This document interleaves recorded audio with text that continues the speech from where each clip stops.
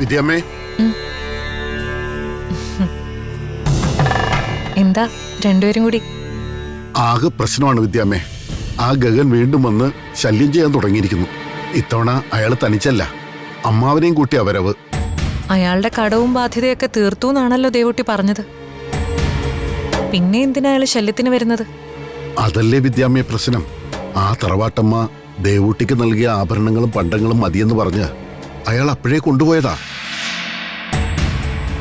പക്ഷേ അയാൾക്കത് സ്വന്തമാക്കാൻ പറ്റിയില്ല. തറവാട്ടമ്മ എങ്ങനെയോ അയാളിൽ നിന്നത് തിരിച്ചു പിടിച്ചിരുന്നു. ഇപ്പോ അയാൾ ആ ബാധ്യത തീർന്നില്ലെന്ന് പറഞ്ഞ് വന്ന് ശല്യം ചെയ്യുക. ദേവൂട്ടിയെ കല്യാണം കഴിച്ചു കൊടുക്കാതെ അയാൾ ഇനി പിന്മാറില്ലെന്ന്. അയാളുടെ കൂടെയുള്ള അമ്മാവൻ ഏതോ മന്ത്രവാദിയാന്ന് തോന്നുന്നു.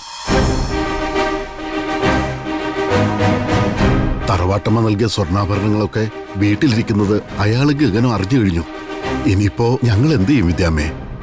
ഇന്ദുമതിയാണെങ്കിൽ അയാൾക്ക് വാക്കും കൊടുത്തു. വിദ്യാമ്മ ഇപ്പോ തന്നെ ഞങ്ങളുടെ കൂടെ വന്ന് ഈ പ്രശ്നത്തിനൊരു പരിഹാരം കാണണം. ഇപ്പോഴോ? അതെ വിദ്യാമ്മേ, ഇല്ലെങ്കിൽ അയാൾ സംഗതി ആകെ വഷളാക്കും. ഓം നമഃ ശിവായ, ഓം നമഃ ശിവായ, ഓം നമഃ ശിവായ.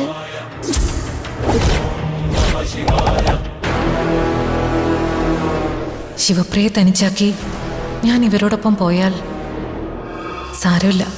കുഞ്ഞ് ഞാനോ ദേവൂട്ടിയോ ചെല്ലാതെ എങ്ങും പോവില്ല. ഇപ്പോ ഇവരുടെ പ്രശ്നം പരിഹരിക്കലാണ് ആവശ്യം. ശരി, വരൂ, ഞാൻ നിങ്ങൾക്കൊപ്പം വരാം. എനിക്ക് വേഗം തിരിച്ചു പോരുകയും വേണം. വിദ്യാമ്മ വന്നാല് എന്തെങ്കിലും ഒരു വഴി തെളിയാതിരിക്കില്ല. അതുകൊണ്ടാ ഞങ്ങൾ രണ്ടുപേരും ഇത്ര അത്യാവശ്യമായിട്ട് വന്നത്. വരൂ. ആ, വന്നോളെ.